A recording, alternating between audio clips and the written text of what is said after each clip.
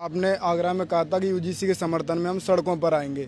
आपने सड़कों पर आप 11 फरवरी में दिल्ली में आ रहे हैं और आपके पास ऐसी क्या मजबूत रणनीति है जिससे कि यूजीसी जो गाइडलाइंस आई वो फिर से बहाल हो सकें, क्योंकि ये बड़ा। और मैं आपको लिखवा के दे रहा हूँ, अगले 2-3 महीने आंदोलन चलेगा। ये सरकार घुटनों पे टेक के वापस जो है पार्लियामेंट में बिल ला के इसको पास कराएगी। मेरी बात को आप याद रखना। के संस्थापक आजाद समाज पार्टी के राष्ट्रीय अध्यक्ष नगीना लोकसभा सुरक्षित से सांसद चंद्रशेखर आजाद जी पश्चिमी उत्तर प्रदेश से संघर्ष जो शुरू किए थे वो अब पूर्वांचल तक आ चुका है। पश्चिमी उत्तर प्रदेश, आगरा, मुजफ्फरनगर, कन्नौज, खलीलाबाद, यहाँ तक नीला समंदर का जो सैलाब देखने को मिला है, ये कैसे देखने को मिला है और ये क्या कुछ उत्तर प्रदेश विधानसभा चुनाव में रिजल्ट देखने को मिलेगा, ये सब सांसद चंद्रशेखर आजाद जी से जानेंगे। सर, बहुत स्वागत है आपका। धन्यवाद। जय भीम। जी अभी। और देखिए, आपने पूरा पश्चिम उत्तर प्रदेश नीले समंदर में तब्दील कर दिया है और अब आप पूर्वांचल में आ चुके हैं। नहीं, मैंने नहीं किया है जी। ये तो जो बहुजन समाज के लोग हैं उन्होंने ही किया है और ये पहली बार नहीं है। जब बहुजन समाज के लोग कुछ ठान लेते हैं, कुछ मन में इच्छा कर लेते हैं, तो फिर उसको वो हमेशा कोशिश करके पूरा करते हैं। तो उन्हीं ने ही, मैं कहाँ से आया, मुझे भी तो उन्होंने बना के भेजा है। उन्होंने मुझे नोट दिया, वोट दिया, रैली में आके उस तरह का माहौल बनाया, तभी मैं सांसद बना। तो अब वही लोग जो नगीना में उन्होंने किया, अब नगीना से बाहर निकल के वो आगरा में, कन्नौज में और जगह पे जो है, भदोई में, हरदोई में, संत कबीर नगर में करने की इच्छा रख रहे हैं। उनके अंदर बल पैदा हो रहा है कि जो अब नगीना में हमने जिस तरह किया वो हम दूसरे जिलों में भी कर सकते हैं, अपनी ताकत बना सकते हैं। हम 2 सीटों पे लड़े तो हमने अपना एक संसद जिता लिया। अगर हम लोग मेहनत करेंगे तो हमारे और विधायक भी इस बार 27 में जीत जाएंगे। इसी वजह से उन्होंने घर से निकलना शुरू किया, बड़े कार्यक्रम मांगे कि हमें कार्यक्रम दो, फिर उस कार्यक्रम को सफल बना रहे हैं। हजारों की संख्या में आते हैं, बहनें आती हैं, बेटियां आती हैं, माएँ आती हैं, बड़े बुजुर्ग आते हैं, नौजवान आते हैं और वो जब वो आके बैठ जाते हैं तो फिर सब नीला नीला दिखाई देता है। तो ये उन्हीं के कारण संभव हुआ है, उन्हीं के आशा, विश्वास, इच्छा शक्ति के कारण और महापुरुषों का जो कर्ज और जिस तरह से मिशन पीछे जा रहा था, जिस तरह से हमारे महापुरुषों को जो दिए गए अधिकार वो छिन रहे थे, जिस तरह संविधान पे हमला हो रहा था, जिस तरह से नौकरी रोजगार खत्म हो रहे थे, हमारी ज़मीनों पे तमाम तरह का जो अतिक्रमण हो रहा था, उससे परेशान होकर उन लोगों ने तय किया कि भाई इस देश अगर हम ज़्यादा दिन चुप रहे, हमने अपनी ताकत नहीं बनाई, तो ये सब लोग, मनवादी लोग, सब छीन लेंगे, कुछ बचेगा नहीं। जैसे अभी यूजीसी पे गाइडलाइन बनी, उन्होंने 2-4 दिन आंदोलन करके और सुप्रीम कोर्ट गए, वहाँ से रोक लग गई है। तो ये बात अब समझ में आ गई है SC ST OBC के लोगों के, मुस्लिम समाज के, कि भाई हमारी लड़ाई कौन लड़ सकता है, कौन हमारा साथ दे सकता है, किसको हमें ताकत देनी चाहिए, कौन विचारधारा पे खड़ा है, कौन हमारे भविष्य में जो है जिसके जरिए समाधान होगा हमारी समस्याओं का। तो वो बात आज़ाद समाज पार्टी में भीम आर्मी के जो संघर्ष है उससे प्रेरित होकर वो लोग महसूस कर रहे हैं। इसी की वजह से लगातार आज़ाद समाज पार्टी कारवा बढ़ रहा है। अभी तो 2 रैली बाकी हैं, 3। एक जौनपुर में 25 तारीख को, फिर बाराबंकी में कुर्सी विधानसभा में 15 मार्च को पार्टी के स्थापना दिवस पे, फिर 29 मार्च को लखीमपुर खीरी में। ये रैलियाँ आप देखना, बड़ी रैलियाँ होंगी, लाखों की संख्या में लोग आएंगे, क्योंकि वहाँ के लोग भी देखो, जिस तरह के जहाँ लोग मन बना रहे हैं कि हमें अपनी ताकत बनानी, वहीं संख्या बढ़ रही है। जहाँ लोग मन नहीं बनाएंगे तो वहाँ कहीं ऊपर से दूसरे देश से थोड़े आ जाएंगे लोग, या दूसरे प्रदेश से आ जाएंगे। तो ये तो मंडल स्तरीय रैलियाँ चल रही हैं। तो जहाँ लोगों ने शक्ति बना ली, मन पक्का कर लिया कि हमें ताकत बनानी, वो लोग वहाँ बढ़िया रैली करा रहे हैं। तो अभी तक जो रैलियाँ हुई तो बहुत अच्छी हुई, विश्वास बढ़ा उनसे, हिम्मत बढ़ी, और आगे जो होंगी उनको भी अभी जो इन्फॉर्मेशन आ रही है यूनिट द्वारा वो और बड़ी होंगी, हर रैली से बड़ी, हर रैली से बड़ी। तो इस तरह की उम्मीद है कि अब आज़ाद समाज पार्टी की लहर उत्तर प्रदेश में चल रही है, क्योंकि कोई बोल तो रहा नहीं है, ना कोई लड़ रहा, ना संघर्ष कर रहा है। तो दलितों, पिछड़ों, मुसलमानों के लिए, किसानों, नौजवानों के लिए, तमाम सबके लिए आज़ाद समाज पार्टी बीमारी लड़ रही है। तो आज़ाद समाज पार्टी की लहर चल रही है उत्तर प्रदेश में इस समय। जी, मेरे आखिरी बस 2 ही सवाल रहेंगे, समय का काफ़ी अभाव है। देखिए, आपने आगरा में कहा था कि यूजीसी के समर्थन में हम सड़कों पर आएंगे।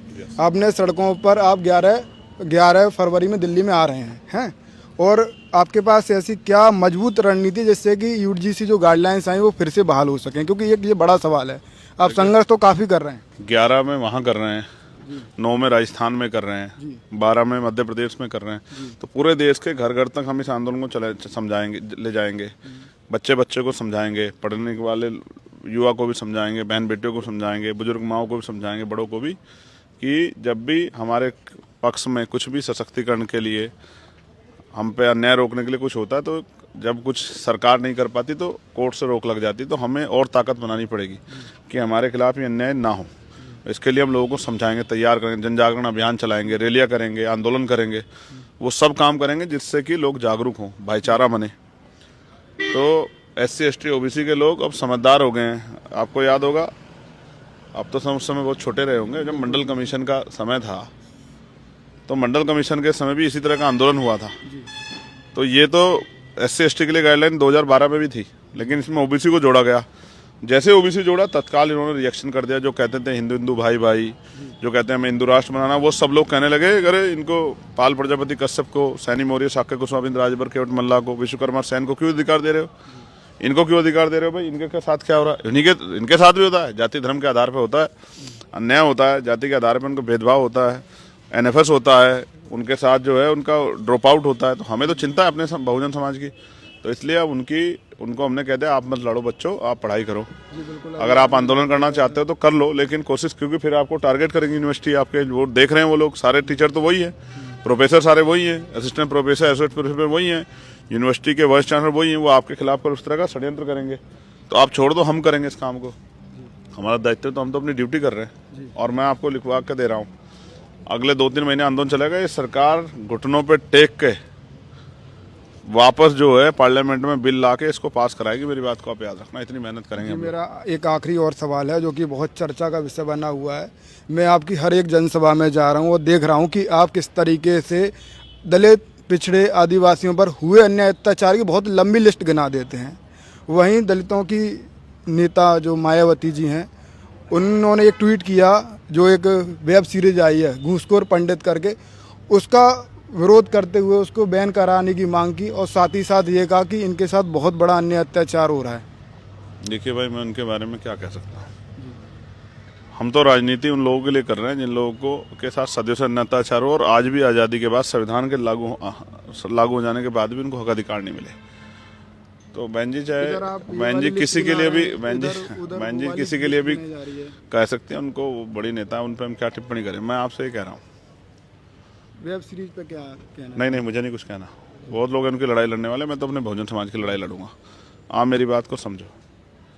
UGC की जो गाइडलाइन है, आपसे बात करते मेरे याद आ गया, उसका विरोध, काल्पनिक कथाएं गढ़ी जा रही है कि ये हो सकता है, मुकदमा हो जाएगा। जैसे मैं इसको साधारण बात समझाता हूँ, कोई कहे कि भाई मैं गाड़ी में इसलिए नहीं बैठ रहा हूँ क्योंकि गाड़ी रोड पर जाएगी तो एक्सीडेंट हो सकता है। जो लोग जातीय भेदभाव नहीं करते उनके साथ कैसे उन पर कोई जो है उनके खिलाफ एप्लीकेशन दे देगा? और जो करते हैं उनको डर लग रहा है। तो ऐसे तो गाड़ी में बैठना छोड़ दो कि गाड़ी में बैठ कर जाओगे तो एक्सीडेंट हो जाएगा। भाई, आप अगर गलत नहीं कर रहे हो, आप क्यों डर रहे हो? कोई भी कानून क्यों ना बन जाए, इतने कानून बने, हम क्यों डर रहे?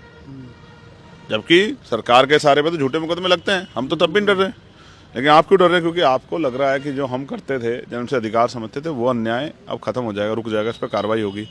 तो कमज़ोर वर्गों के, दलित, पिछड़े वर्ग के, आदिवासी वर्ग के बच्चे भी पढ़ पाएंगे, क्षेत्र के आधार पर जुल्म नहीं होगा, धर्म के आधार पर जुल्म नहीं होगा। तो इस बात से महिलाओं को अपमानित नहीं किया जाएगा, ट्रांसजेंडरों का अपमान नहीं होगा। इस वजह से आपको डर लग रहा है, डर लग रहा है। क्या कोई ट्रांसजेंडर अगर हमारे साथ पढ़ रहा है, तो मैं आपसे पूछ रहा हूँ इन जनरल, क्या हम लोग उसकी मजाक बनाने की एक जो क्लास होती है उसके मन में नहीं आती? किसी को कहे भाई ये क्या बनेगा, ये क्या पढ़ लेगा, इस तरह के भाव आते हैं। तो हमें उन्हीं को तो रोकना है कि भाई कोई छोटा नहीं, कोई बड़ा, सब बराबर है, सबका सम्मान, सबको अधिकार है, संविधान ने दिए। वीडियो भी आपने शेयर किया था जिसमें टीचर व्यक्ति, हाँ, आप देखो वो टीचर उसने अपने कार्यकाल में कैसे बच्चों को पढ़ाया होगा, किस तरह का भेदभाव करता होगा वो। आप कह रहा है कि जातिवाद, फिर वो तो मनुस्मृति का, वर्ण व्यवस्था का समर्थक है।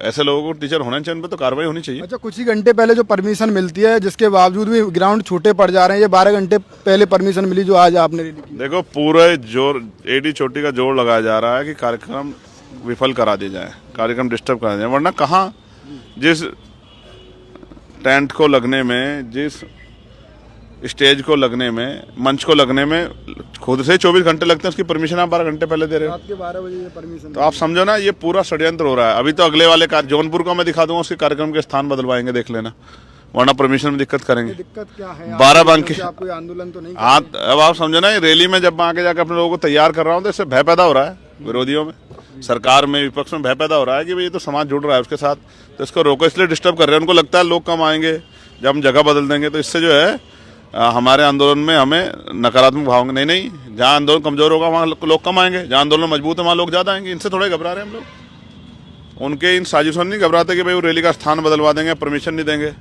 हम लोग तो बहुजन समाज के लोग हैं, कहाँ से कहाँ तक निकल के आए हैं। कभी हम यूनिवर्सिटी में, स्कूलों में 1 की संख्या में थे, आज हजारों की संख्या में पढ़ रहे हैं। कभी हम जो सरकारी नौकरियों में न्यूनतम थे 1-2%, आज 15-16% हो गए बैठे हैं। तो संघर्ष करके तो आए। अभी तो बहुत लड़ाई बाकी है, पिछड़े वर्ग की बहुत सारी लड़ाई बाकी है कि 27% जहाँ नहीं मिल रहा पूरा मिले, अति पिछड़ी जातियों को अलग से 27% अतिरिक्त 15% आरक्षण मिले। फिर अभी तो जातिगत जनगणना में कॉलम बढ़वाना है ओबीसी का।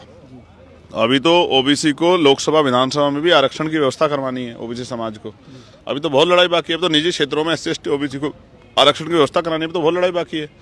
अभी से जितने डरना डरो। बहुत शुक्रिया आपका। हम अपने बहुजन समाज को हक अधिकार दिलाए बगैर रुकेंगे ही नहीं। बहुत शुक्रिया आपका इतना समय निकालने के लिए। फिलहाल आप इस वीडियो को शेयर करें और मेरे साथ सांसद चंद्रशेखर आजाद